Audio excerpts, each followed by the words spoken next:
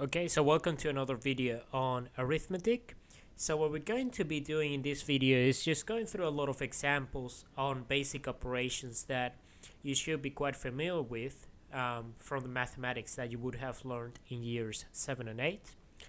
So we're just going to start with the first one, and basically we're going to apply some of the knowledge that we revised in the previous video with respect to the order in which operations need to be performed. So in the previous video we learned that multiplication always comes before addition and subtraction. So in this case what we actually need to know is we need to place two brackets around these two numbers, and then we're going to perform the operation on the inside first. So basically we're going to have the 5 here, and then we're going to add to that just 12, and that's going to become 17. So that's the first answer that we're going to get. Now let's try the second example. So we have 3 plus brackets of 18 minus 2 times brackets of 3 plus 4 and then plus 1. Now this is a little bit more involved, so we need to be very careful in how we choose to perform the operations.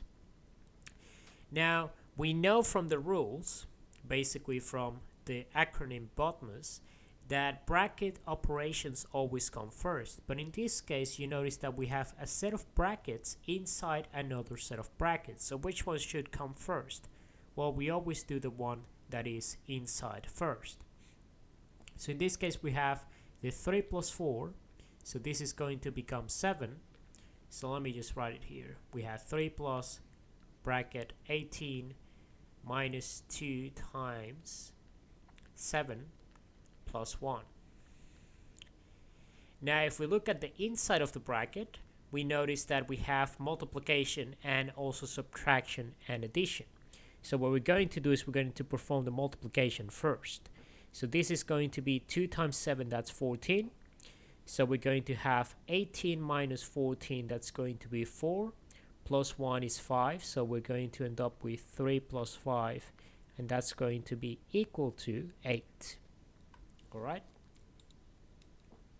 Now for the next example, we're going to have the following scenario. So we have minus 18 divided by minus 9. So we can actually write this down as a fraction. So we can say minus 18 divided by minus 9.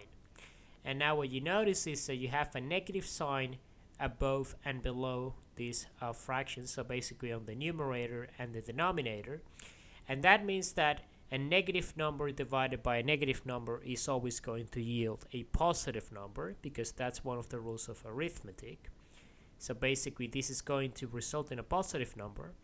And now we're going to divide 18 by 9.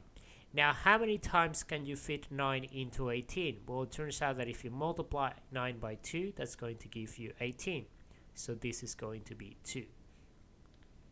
For the next example here, we have 3 raised to the power of 2. Now whenever you raise a number to a power, it does not mean that you're multiplying 3 by 2. Do not ever do this kind of mistake, because I see a lot of people make that mistake, and it can completely throw away any results that you may have for a problem. So what this means is that you're going to multiply 3 by itself 2 times. So we're going to have 3 times 3 in this case, and that's going to be equal to 9. Now for this particular problem here, we're going to try and find the square root of 25. Now what a square root is essentially doing is it is trying to find a number that when we multiply it by itself, it gives us 25. So it is the reverse process of just squaring a number. Now 25 is a multiple of 5. So we can try and multiply 5 by 5 and see what that gives us. So 5 squared would be 25. And then if we take the square root of that, we should get back to 5.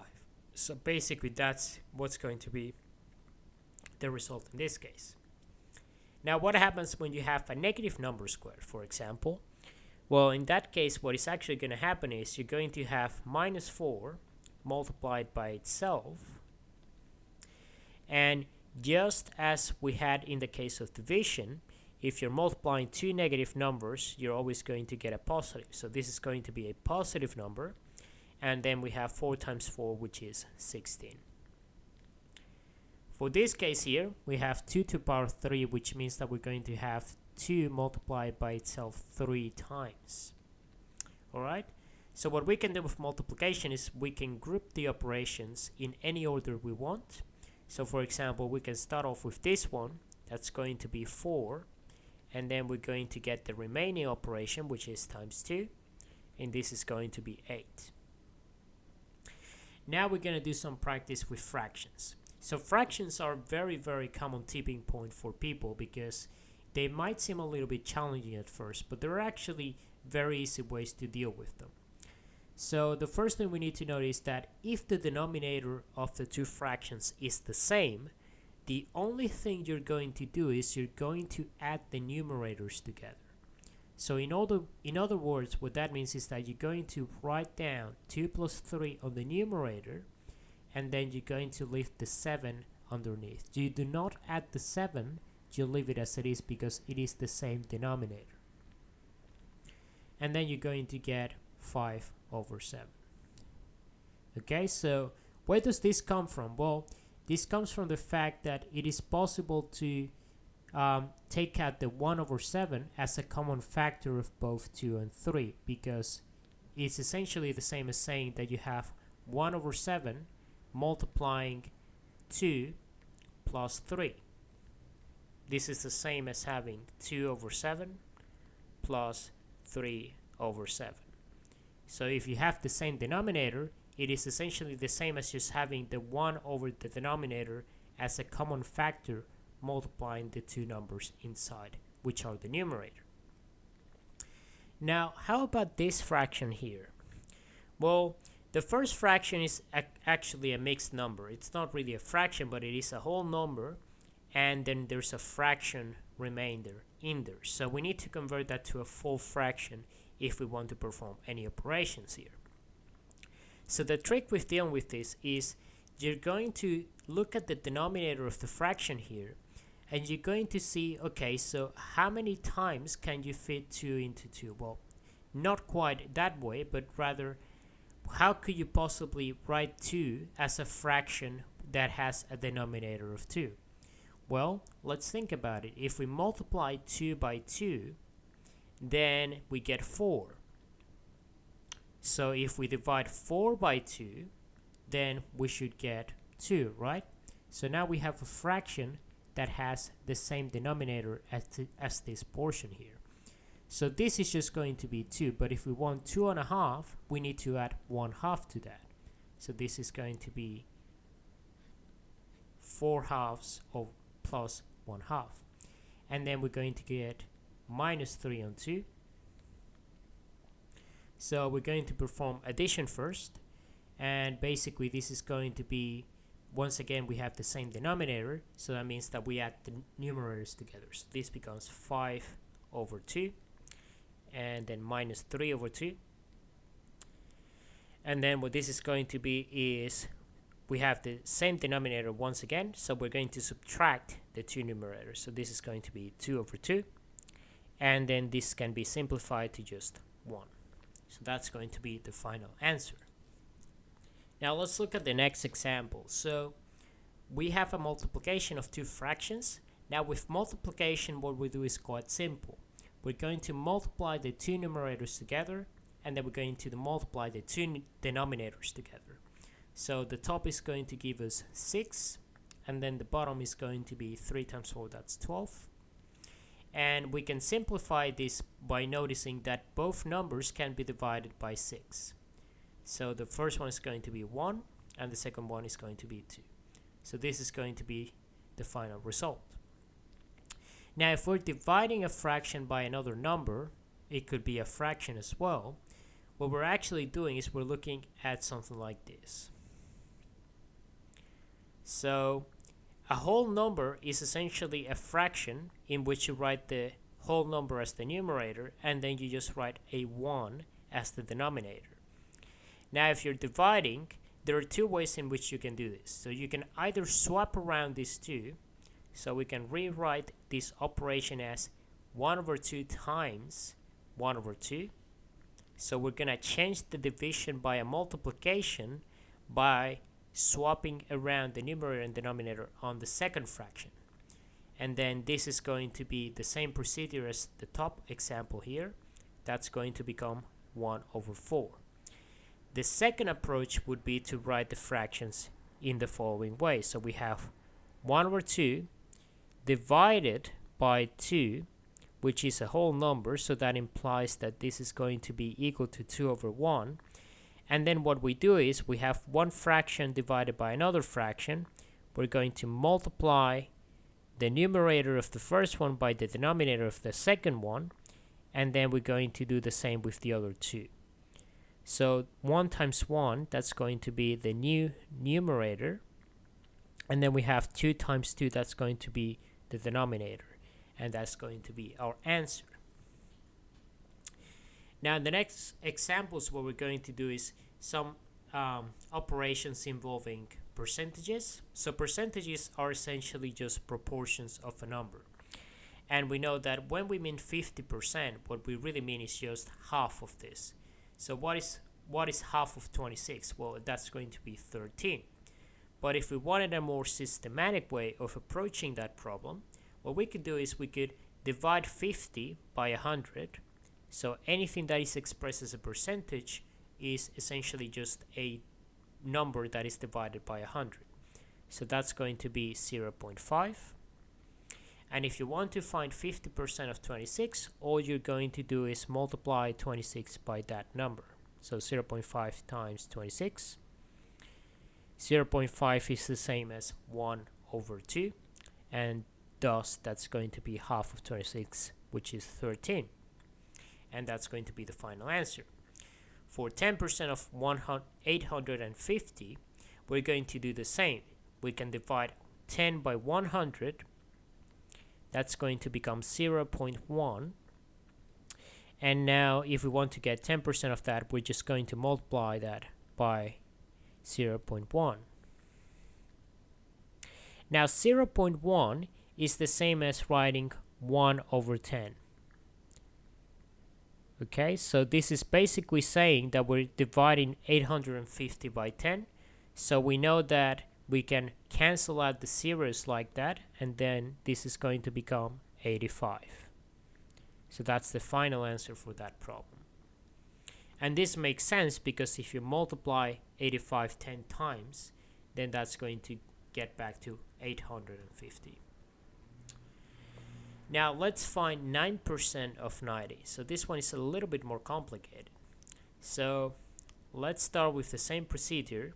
We have 9 divided by 100, and then this is going to be 0.09. So remember that all you're going to do is you're going to imagine that there is a decimal point here, and you have two zeros here dividing it, so you're going to move the point or the dot 2 places towards the left, which is going to end up here. And then we're just going to multiply that by 90. Alright. Now at this point, what you could do is you could easily put this into your calculator and get the answer. But obviously, if you did not have a calculator, there should be an easier way of doing this. There's no easy way of writing this. In fact, the simplest way of writing it is just as 9 over 100. So what we would do in this case is we would just retain 9 over 100 and multiply it by 90. And now we're going to multiply this by that. So 9 times 90, that's going to be 810. And then we're going to be left off with 810 over 100. So now what we can do is we can cancel out one of the zeros there. And now if you have 81 over 10, well, the 10 is just going to move the decimal point 1 unit to the left. So this is going to be 8.1.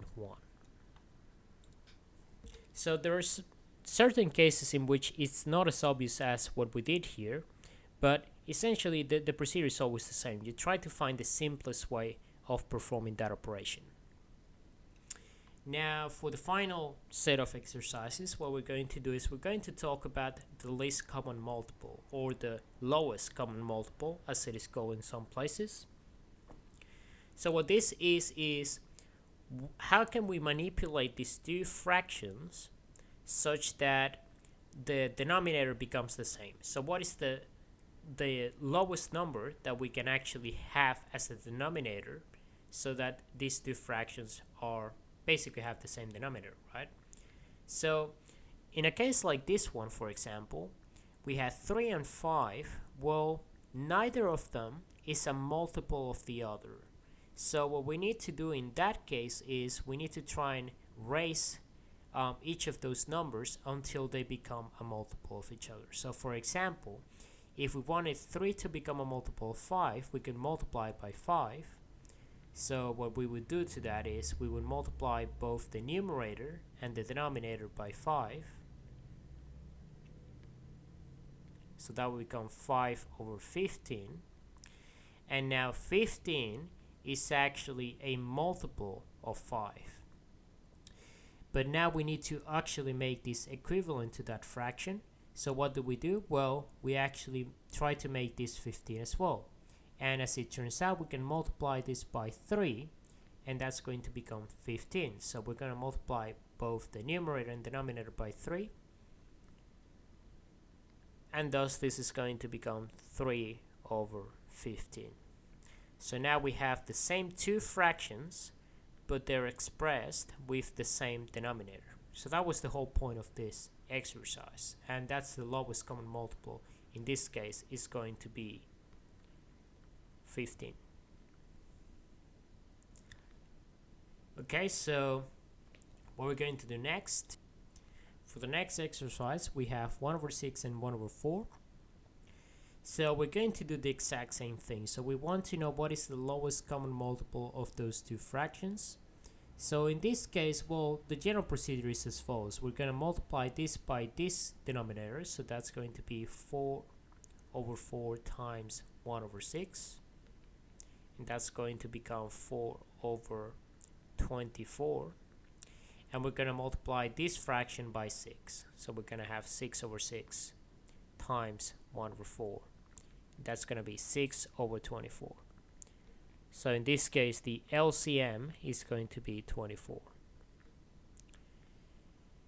For the next one, well, actually, it's not going to be 24 because we can simplify these two expressions. So that's a very important point that I need to make. So this one can actually be simplified.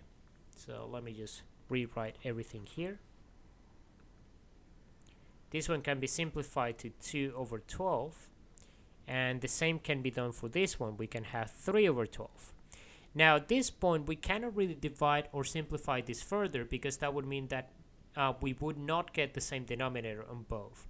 So in this case, the lowest common multiple is actually going to be 12 and not 24.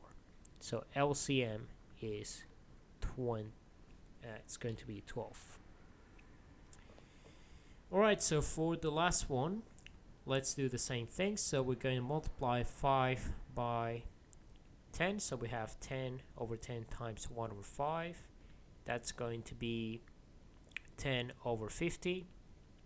And then for this one, we're going to multiply both of numerator and denominator by 5. So 5 over 5 times 1 over 10. So we're going to have 5 and then 50 here. But once again, even though we have the same denominator, we notice that the numerators are multiples of each other. So we can actually simplify this even further. So for example, we could divide this by 5. So basically, this is going to be 1 over 10. And then we notice that we can divide this one by 5 as well. So this would be equal to 2 over 10. So in this particular case, it turns out that the LCM is going to be equal to 10. So it is possible to actually have a lowest common multiple that is equal to one of the denominators that we started with.